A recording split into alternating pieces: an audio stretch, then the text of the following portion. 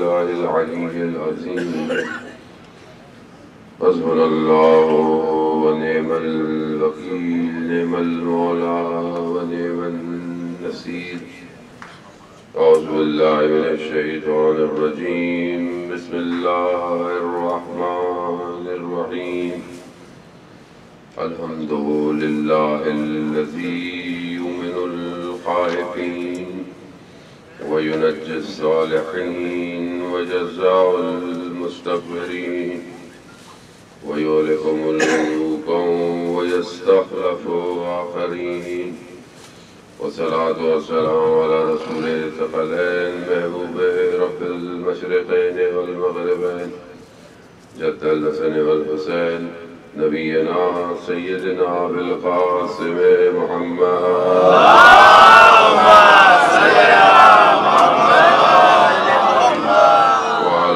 الطيبين الطاهرين المعصومين لا سيما بقية الله في الأرضين روحي وأرواحنا للتراب مقدم الفداء ولعنة الله على أعدائهم أجمعين بسم الله الرحمن الرحيم رب اشرح لي صدري ويسر لي أمري واحلل عقدة من لساني يفقهوا قولي أما بعد فقد قال الله سبحانه وتعالى في كتاب الحكيم والقرآن المجيد وما خلقت الجن والإنس إلا ليعبدون صلوات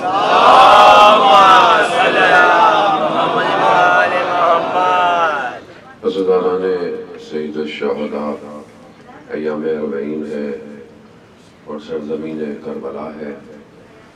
خدا کے متعال نے ہم سب کو یہ توفیق عطا فرمائی کہ ہم ان ایام میں یہاں آئے اور زیارت کی جو مومن کی 5 نشانیوں میں سے ایک نشانی ہے اسے انجام دیں. ہم زیارت کرنے آئے اور بہت امید سے اور بہت تڑپتے ہوئے آئے. پورا سال انسان سوچتا رہتا ہے کہ میں 40 پہ جاؤں گا یا نہیں جاؤں گا اور امام بلا ہی لیتے ہیں.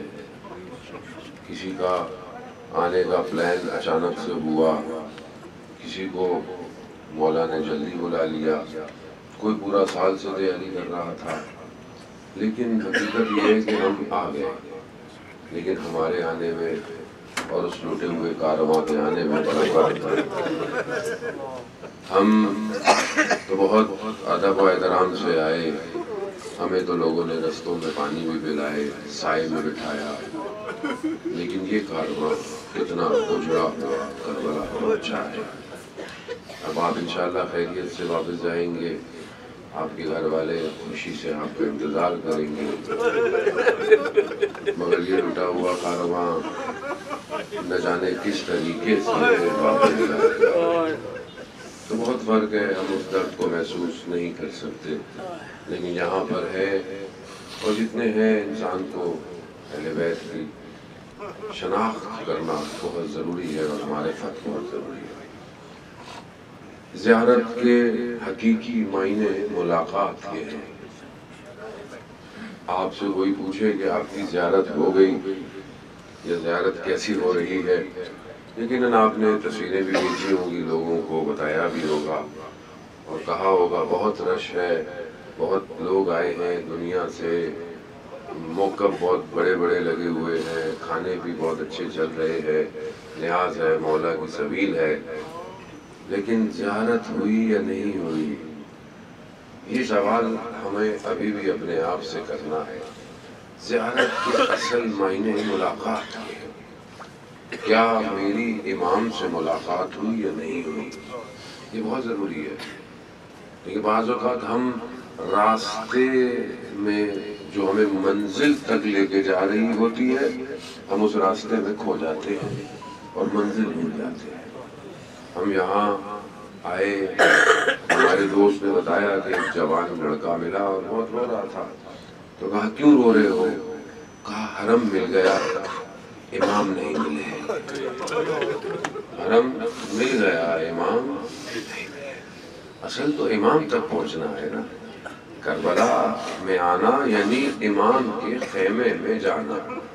امام تقاضا کرتے ہیں، امام کو چاہتے ہیں، اور یہ ظاہر ہے بدن بھی پہنچنا ضروری ہے، اللہ نے پہنچا دیا، لیکن اصل میں آپ کا قلب امام کی طرف ہونا چاہیے۔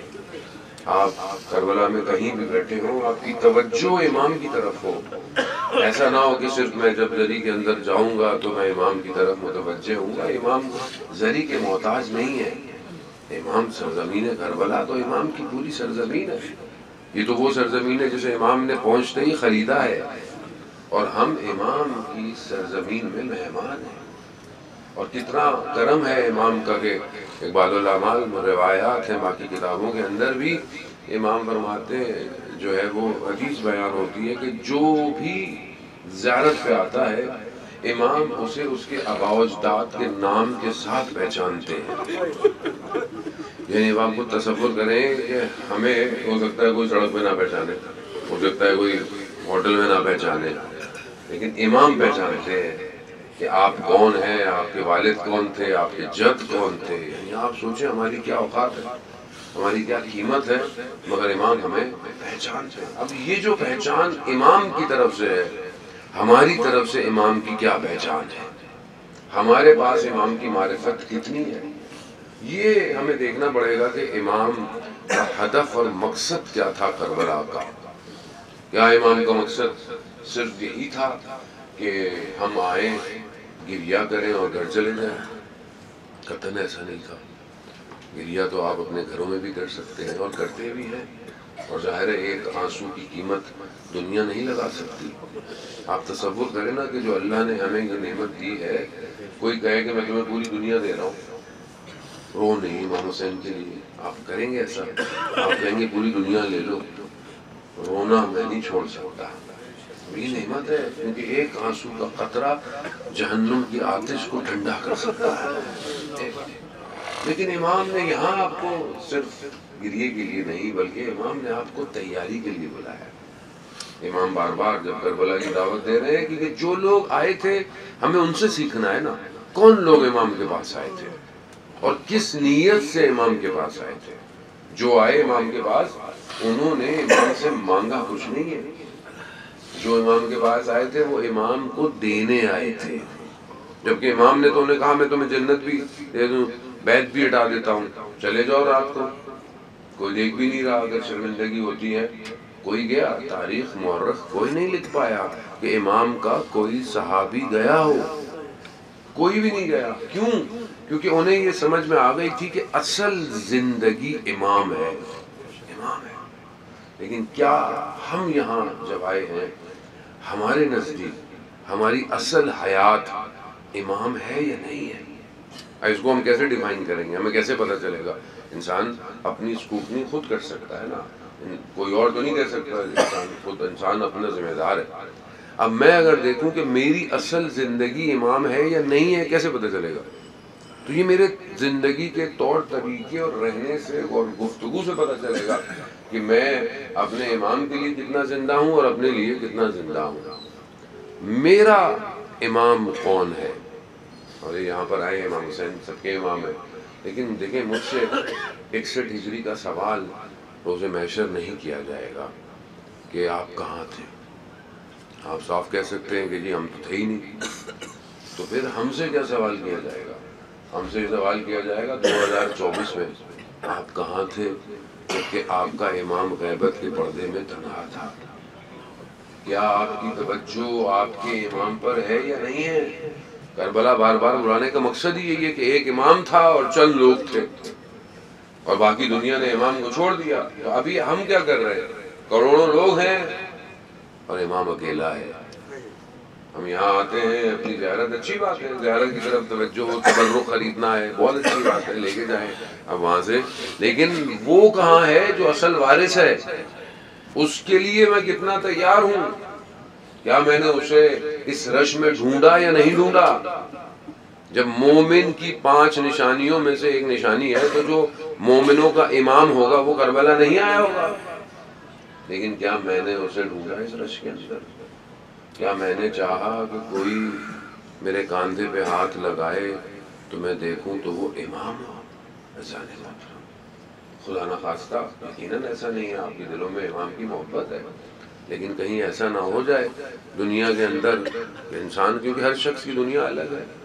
وہ شخص جس نے امام کو کوفہ سے خط لکھا تھا اور اپنے کام کے سلسلے میں کوفہ سے باہر گیا، کام میں نقصان ہوا، کوئی فائدہ نہ ہوا، واپس کوفہ پہنچا، راستہ پلٹ چکی تھی، پیچھے کیا ہوا اسے خبر ہی نہیں تھی. اپنے گھر گیا، اس کی بیٹی نے اس سے کچھ مانگا بھی تھا کہ کچھ لیتے آنا، بیچارہ خالی ہاتھ تھا، شرمندہ پڑا رہا. اور اپنے گھر گیا، بیٹی نے کچھ سوال پوچھا کہ آپ کو پتہ ہے کوفہ میں کیا ہوا؟ بیٹی کا جواب اس نے نہیں دیا. زوجہ نے پوچھا کہ کہاں ہے، کیا کرنے گئے تھے؟ کہا نقصان ہو گیا. کہا کچھ نہیں لے کر آئے؟ کہا نہیں. کہا تلوار اٹھاؤ اور جاؤ کربلا. کہا کیوں؟ کہا اعلان ہوا ہے ایک باغی آیا ہے، جو اس کو مارے گا اسے تلوار کے بدلے میں سونا ملے گا. اب اس بیچارے کے پاس کچھ تھا ہی نہیں سفر میں، اس نے بولا چلو کچھ تو مل جائے گا. اس نے تلوار اٹھائی اور یہ کربلا پہنچا. عصر عاشور کا وقت تھا. اس نے کیا دیکھا؟ بہت سارے لوگ ایک شخص کو مار رہے ہیں. اب اس نے دیکھا کہ ایک شخص کو اتنے لوگ مار رہے ہیں، تو اس نے کہا یہ باغی نہیں ہو سکتا. یہ اور قریب گیا. جب یہ قریب گیا تو اس نے امام کے چہرے کا نور دیکھا. نور دیکھا تو اس نے پوچھا کہ کون ہو تم؟ اے بزرگ، اے بوڑھے شخص، تم کون ہو؟ امام نے اس کی نگاہوں میں نگاہیں ڈالی. اللہ نہ کرے ہمارا امام ہم سے یہ سوال پوچھ لے. اس نے اس شخص سے کہا عجیب ہو، بلاتے بھی ہو اور بھول جاتے ہو. الجل آ جائیے مولا. مولا بلا بھی رہے ہو اور مجھے یاد بھی نہیں کرتے. یہی کہا بلاتے بھی ہو اور بھول جاتے ہو. پہچان گیا امام کو.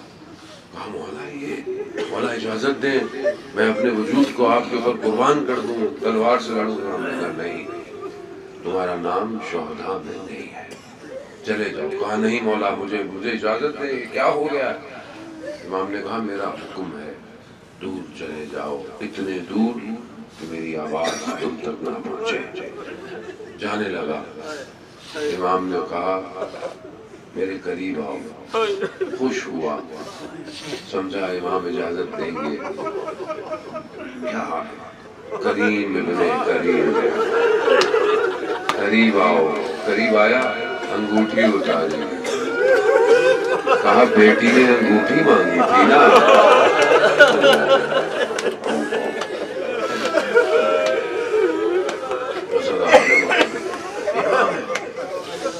امام کی معرفت بہت ضروری ہے، بہت ضروری ہے. اور یہ تب تک ممکن نہیں ہے جب تک آپ اندر سے امام کو پکاریں گے نہیں. اندر سے جڑنا بہت ضروری ہے امام سے. ہمیں کیوں بلایا بار بار بڑا، یا کوئی لوگ بار بار آتے ہیں، کوئی کبھی آیا، کوئی پہلی دفعہ آیا ہے.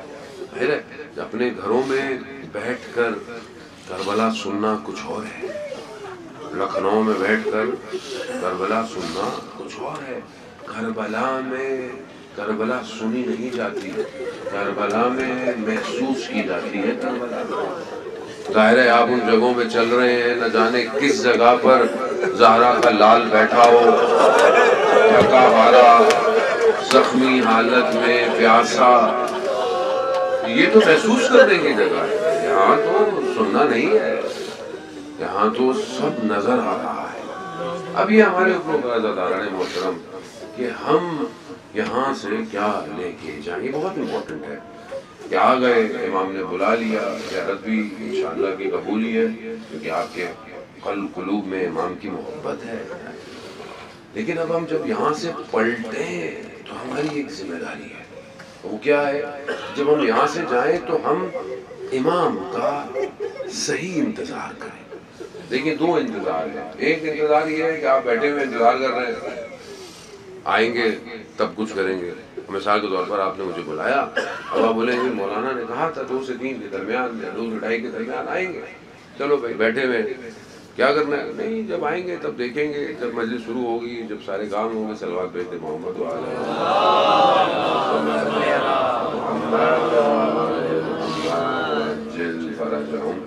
عزیزانہ محترم، اب یہ ایک انتظار ہے کہ آپ بیٹھے رہیں، آپ بولے نہ ضرورت نہیں ہے جو ہے وہ لائٹیں آن کرنے کی اور مائک آن کرنے کی، جب آئیں گے تب دیکھیں گے وہاں۔ ایک یہ انتظار ہے کہ نہیں، پہلے سے پرچہ بچھاؤ، مرثیہ شروع کر دو، حدیث کتاب شروع کر دو، تاکہ جیسے ہی آئیں ہم ان کو سن لیں۔ یہ ایکٹیو انتظار ہے، ایک پیسو انتظار ہے، ایک ایکٹیو انتظار ہے۔ ایکٹیو انتظار والا یہ نہیں سوچتا کہ آئیں گے تو کچھ کروں گا، بلکہ ایکٹیو انتظار والا یہ ہے کہ میں کچھ کروں گا تو وہ آئیں گے، دونوں میں فرق ہے۔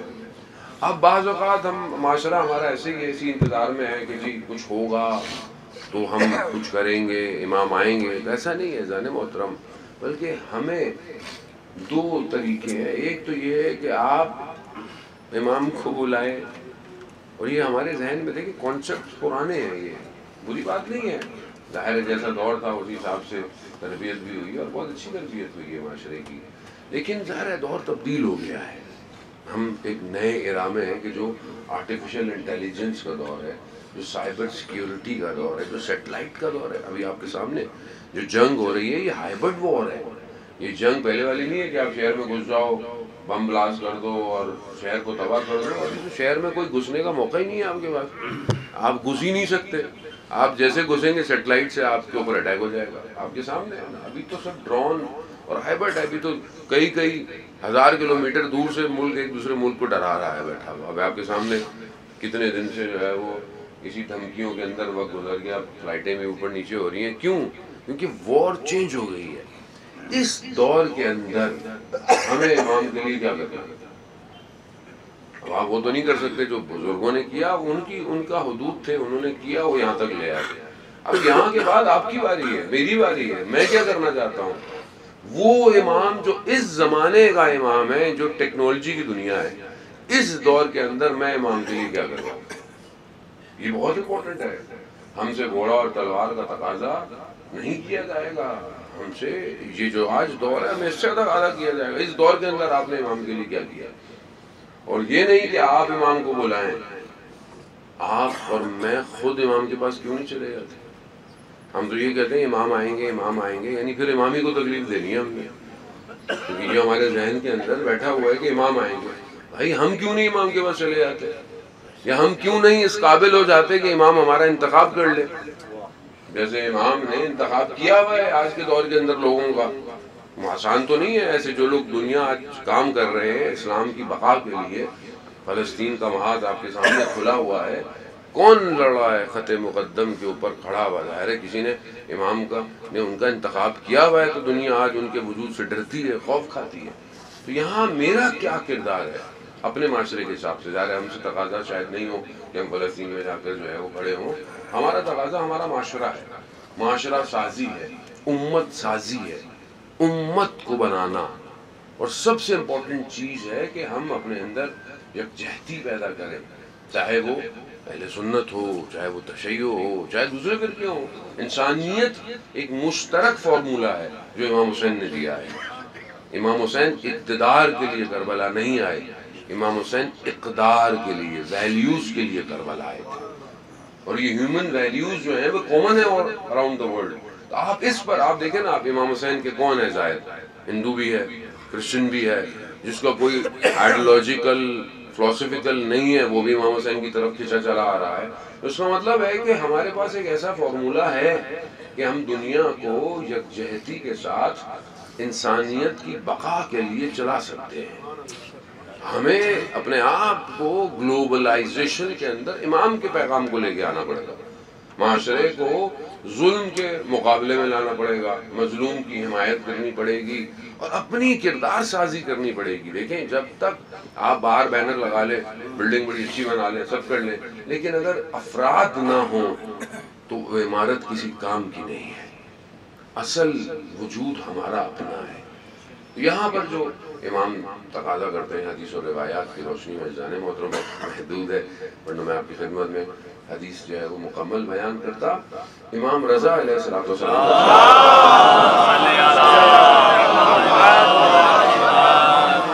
امام رضا نے اپنی ایک حدیث کے اندر بیان فرمایا کہ جس کی عقل سالم ہوتی ہے اس کی کچھ نشانیاں ہیں۔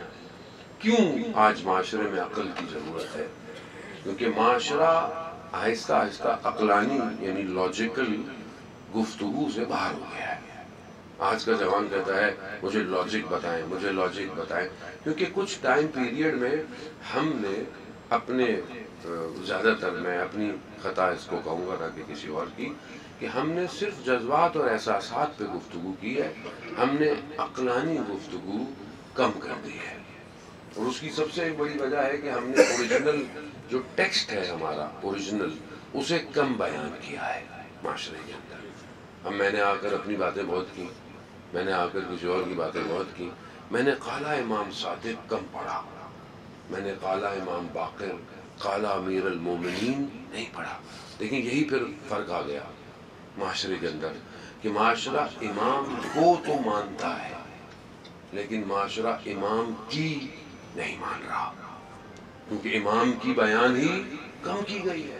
اب جب آپ کوئی چیز امام کی طرف سے بیان کریں تو گھبرا جاتا ہے، کہتے ہیں مولانا صاحب کیا ہو گیا، قال امیر المومنین ہے، نہج البلاغہ ہے، نہیں گھبرا جاتا ہے۔ تو گھبراہٹ کی وجہ لوگ نہیں ہیں، لوگ تو ریسیو کرتے ہیں، ہم خود ہیں میرے جیسے۔ نہ میں کسی اور کو بھی نہیں کہہ سکتا، میں اپنے حبیب کو ضرور کہوں گا۔ عزیزان محترم، عقلانی گفتگو بہت امپورٹنٹ ہے۔ اختصار کے ساتھ امام رضا نے سالم عقل کی نشانیاں بتائی ہیں، اور ظاہر ہے جب عقلیں سالم ہوں گی تو معاشرہ رشد کرے گا، معاشرہ کمال پر جائے گا، معاشرہ آئیڈیل سوسائٹی کریٹ کرے گا، اور یہ آئیڈیل سوسائٹی ہی اس قابل ہوگی کہ ہم امام کے ظہور میں داخل ہوں گے۔ نہ کہ امام کو کہیں کہ آپ آ جائیے، بلکہ اپنے آپ کو اتنا اپلفٹ کرے کہ امام کہیں ہاں یہ سوسائٹی میری ہے، یہ حصہ میرا ہے، اور یہ دنیا اسی پزلز کے ساتھ کنیکٹ ہو کر ایک تصویر بنائے گی، پھر ظہور ہوگا انسانی محترم۔ تو وہ جو عقلانی گفتگو ہے، بڑے اختصار سے 3-4 خصوصیتیں کہ جو امام نے بتائیں کہ سالم عقل کی نشانی پہلی یہ ہے کہ جو بھی اس شخص کو دیکھتا ہے جس کی عقل سالم ہے، اس کے وجود سے خیر نکلتا ہے۔ یعنی اگر آپ یہ کہیں کہ آپ کی عقل سالم ہے تو کوئی بھی آپ کو دیکھے، کوئی بھی آپ کو ملے، آپ کے وجود سے خیر ڈسٹریبیوٹ ہونا چاہیے۔ اب خیر کی ڈیفینیشن آج کی ورلڈ میں کیا کریں؟ خیر کو پیسہ نہیں ہے، صرف خیر کو مالی مدد نہیں، پازیٹیو وائبس کریٹ کرتا ہو۔ یعنی ایک شخص کے بعد آپ بیٹھیں کہ پازیٹیوٹی دیتا ہو، مایوس نہ کرتا ہو آپ کو۔ ورنہ ایک شخص آیا اور اپنی اوپر پرابلم بیان کر رہا ہے تو ہم کہتے ہیں نہیں کچھ نہیں ہونے والا بھائی، اب تو سب ختم ہے۔ وہ بیچارہ جو آدھا مرا ہوا تھا پورا مر گیا وہ، تو کم از کم پازیٹیو تو دے، امید تو دے اسے کہ نہیں اچھا ہو سکتا ہے، کیوں نہیں ہو سکتا، خدا کار ساز ہے، خدا کر سکتا ہے۔ کوئی شخص آیا، کسی کا کوئی مر جاتا ہے دنیا میں، آپ سوچیں میں آپ کیا بتاؤں۔ کربلا میں صبح فجر کی نماز میں حرم ہے سید الشہداء میں جا رہا تھا، ایک بڑا نازک باریک سا ایک دم اس نے مجھے دیکھا، جوان سا لڑکا تھا اور مجھے مل گیا، ارے مولانا صاحب کہاں مل گئے آپ؟ میں نے کہا لوگ ملتے ہیں محبت کرتے ہیں، مولانا صاحب میں کینسر کا مریض ہوں۔ اور پھر میں نے اس کو ہاتھ لگایا اس کے بدن کو تو مجھے اندازہ ہو گیا کہ بالکل وہ نحیف تھا۔ مولانا صاحب میں کینسر کا مریض ہوں، میرے لیے دعا کیجیے گا۔ اب آپ وہاں کیا کریں گے؟ آپ مجھے بتائیں۔ یا تو آپ اس کو بول دیں کہ بھائی اب کچھ نہیں ہو سکتا، آپ بولیں گے نہیں نہیں کوئی مسئلہ نہیں، امام کی بارگاہ میں آئے ہو، شفا تو ان کے ہاتھ میں ہے، بلا لیا انہوں نے، اور کون سی زندگی سب کچھ ہے، اصل زندگی تو جانے کے بعد ہے۔ تو یہ پازیٹیو معاشرہ آج پازیٹیو چاہتا ہے، ذہن محترم، خاص طور پہ ہماری مائیں بہنیں، ان کے یہاں سے پازیٹیو کم آتا ہے۔ مطلب پازیٹیو بہت امپورٹنٹ ہے، آپ جب بات کریں پازیٹیوٹی دیں، بچوں کو پازیٹیوٹی، بچہ چھوٹا سا کام کرے اس کو موٹیویٹ کریں، آج چھوٹا سا کام کرے کل بہت بڑا کام کرے گا، کیونکہ ہم خود کاٹ دیتے ہیں اس کی صلاحیتوں کو کہ کچھ نہیں ہو سکتا، پہلی چیز۔ دوسری چیز کہ جب جس کی عقل سالم ہے، جب اسے کوئی دیکھتا ہے یا ملتا ہے تو اس کی برائی سے، اس کی بدی سے محفوظ رہتا ہے۔ اب پرفیکٹ تو کوئی بھی نہیں ہے سوائے امام کے، میرے اندر بھی کئی خامیاں پائی جاتی ہیں، یہ تو اللہ نے کرم کیا ہوا ہے کہ اس پہ پردہ رکھا ہوا ہے کہ آپ لوگوں کو نہیں پتا، لیکن ہر برائی ہے، بہت ساری برائیاں انسان کے اندر پائی جاتی ہیں، لیکن جس کی عقل سالم ہے اس کی برائی سے میں محفوظ رہوں۔ یعنی مثال کے طور پر مجھے غصہ آتا ہے، یہ میرے اندر عیب ہے، اب میرے اس غصے سے آپ محفوظ رہے تو پھر میری عقل سالم ہے۔ تیسری چوتھی اور التوا سے دعا، جس کی عقل سالم ہے اس کے سامنے جب کسی کی چھوٹی نیکی بیان کی جائے تو وہ اسے بڑا شمار کرتا ہے۔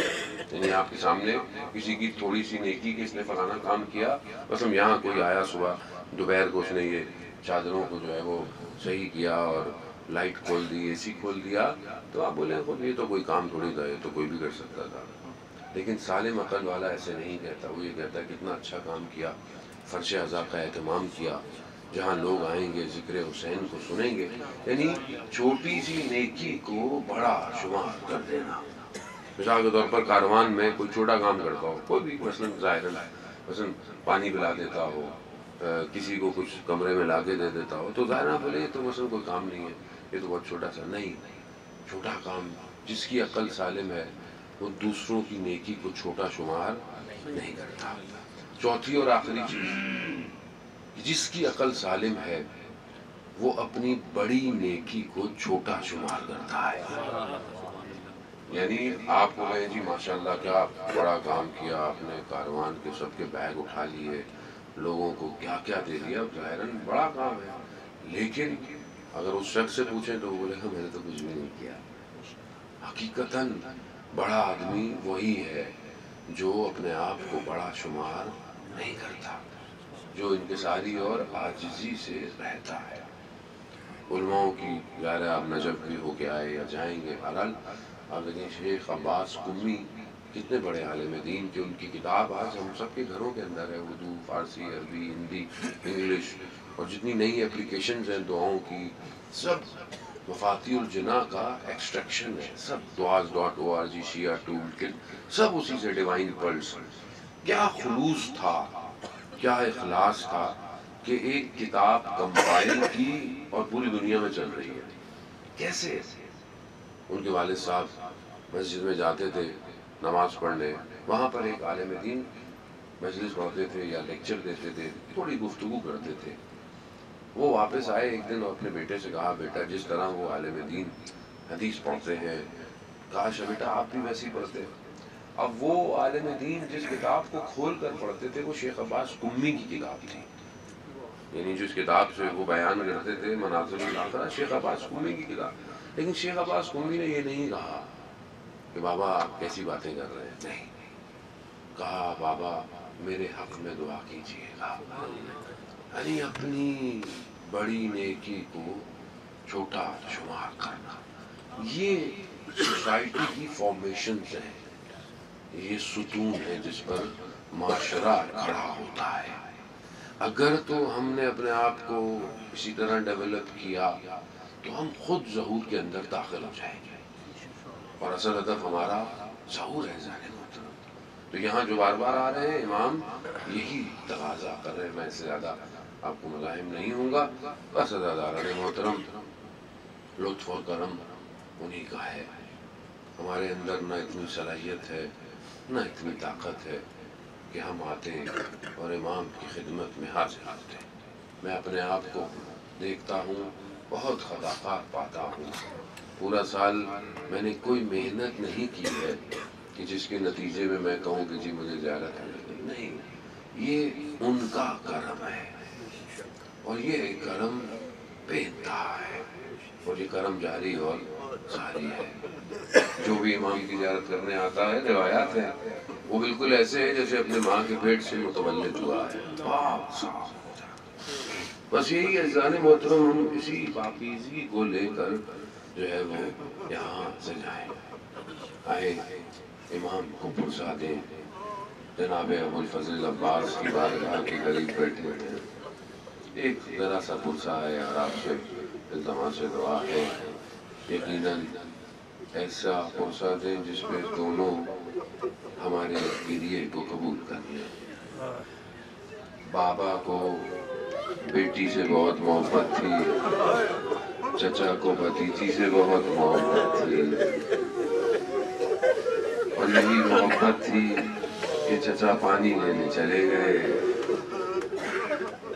اور پھر چچا واپس نہیں آئے، اور علقمہ کے قریب حضرت عباس کا بدن وہیں رہ گیا۔ جب علم لے کر پہنچے ہیں نا امام حسین، تو دور سے تو جب علم نظر آ رہا تھا تو بچی یہی بچوں سے کہہ رہی ہوگی کہ چچا آ رہے ہیں، پانی آ رہا ہے، مگر جب قریب آئے دیکھا علم آ گیا، علمدار نہ آیا۔ بس عزیزان محترم، روز عاشور آئی، سب لٹ گیا، امام کا خیموں سے ودا کیا، سواری چلنا شروع ہوئی، دیکھا کہ رک گئی، چل نہیں پا رہی، ایک بچی ہے جو سواری سے لپٹی کھڑی ہے۔ امام نیچے اترے، دیکھا بیٹی ہے، بیٹی نے بڑی حسرت سے کہا بابا ہمیں مدینہ واپس چھوڑاؤ۔ صبح سے دیکھ رہی ہے جو گیا ہے وہ واپس نہیں آیا، بابا بھی جا رہے ہیں واپس نہیں آئیں گے، بابا مدینہ چھوڑاؤ۔ امام نے کہا بیٹا دیر ہو گئی ہے، بس یہ سننا تھا۔ اور نہ جانے امام نے اور بچی سے کیا کہا، بچی خاموش ہو گئی۔ امام چلے گئے، عصر عاشور آ گئی، امام زین سے زمین پر آئے۔ بس ایک جملہ کہوں گا مقتل کے لیے، آپ نے جگہ تو دیکھی نا جہاں امام دل زینبیہ سے کتنا فاصلہ ہے اس کا۔ بس عجیب ہے، عالم دین نے بیان فرمایا کہ انہوں نے عصر عاشور بہت فرصت سے امام کو مارا ہے۔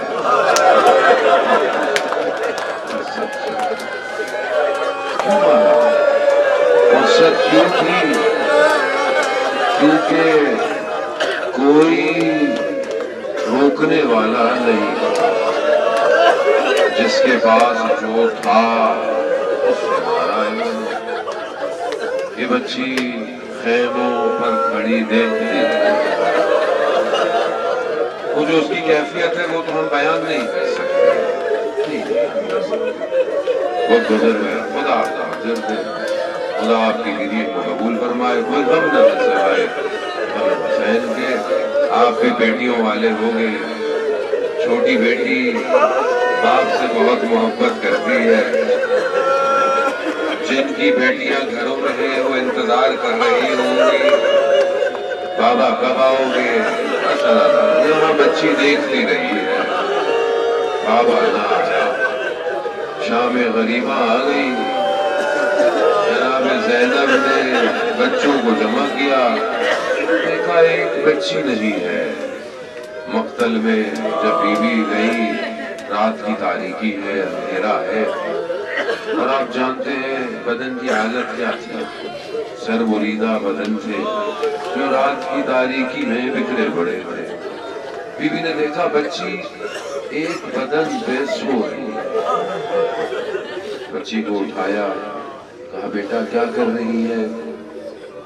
کہا پھوپھی جان آپ تو جانتی ہیں ہمیں بابا کے سینے پہ سونے کی عادت ہے، آپ کو کیسے پتا یہ آپ کے بابا کا سینہ ہے؟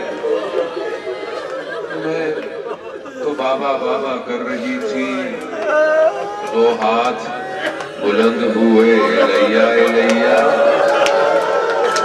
بس آپ اس ذہن میں رکھیے گا، خدا تصور کہ جو بچی رات کو سینے پہ سوئی ہو وہ 11 محرم کو باپ کے بدن کو پہچان نہ سکے۔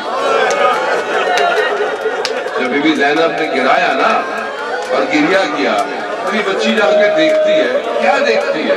ایک بدن ایسا ہے، خون میں بلبیتا ہے، اعضا ٹکڑے ٹکڑے ہیں، گھوڑوں کی سنگوں نے پامال کر دیا ہے، بدن کی عجیب حالت ہے۔ امام سجاد برداشت نہیں کر پائے اپنے بابا کو، بچی نے آ کر پوچھا پھوپھی جان کس کا بدن ہے؟ بس مظلومیت گزر گیا، شام کوفہ سے ہوتی ہوئی شام کا دربار آ گیا۔ اس لیے بہرحال میں نے مصیبت یہ پڑی کہ آپ سب اور ہم آ گئے، وہ بچی نہیں آئی، اس لیے اس بچی کا سلام ضرور دیجیے گا۔ بس اللہ تعالیٰ نے محترم شام کا دربار آیا، بچی زندان میں گئی، بچی سے برداشت نہ ہوا، جو خاموش تھی بولنا شروع ہو گئی، بابا بابا بابا بابا۔ اب ظاہر ہے آپ بھی باپ ہیں، میں بھی باپ ہوں، میں بھی جب بہت دنوں بعد گھر جاتا ہوں تو چھوٹی بیٹی مجھے اپنے حال احوال بتاتی ہے کہ بس آپ کے جانے کے بعد بھائی نے یہ کیا، بہن نے یہ کیا، امی نے یہ کیا، سناتی ہے۔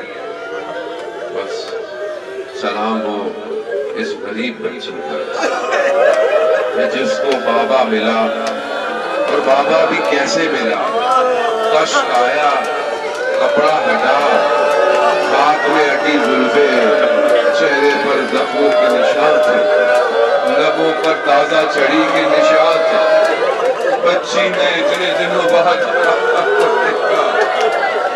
بچی شروع ہو گئی، بابا آپ کے جانے کے بعد خیمے جل گئے، بابا بابا پانی مانگو تماچے پڑتے تھے، بابا بابا اگر یہ مجھ سے گوشوارے مانگتے تو خود دے دیتی، بابا۔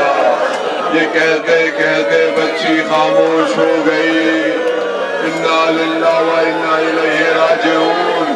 بس جب چہلم میں یہ لٹا ہوا کارواں کربلا پہنچا، بی بی زینب نے اپنے آپ کو اپنے بھائی کے مرکز پہ گرا دیا، بس ایک جملہ کہا۔ حضرت آران محترم کیا فرماتی ہے؟ فرماتی ہے بھیا سب لے آئی، ایک نشانی شام کے زندان میں رہ گئی،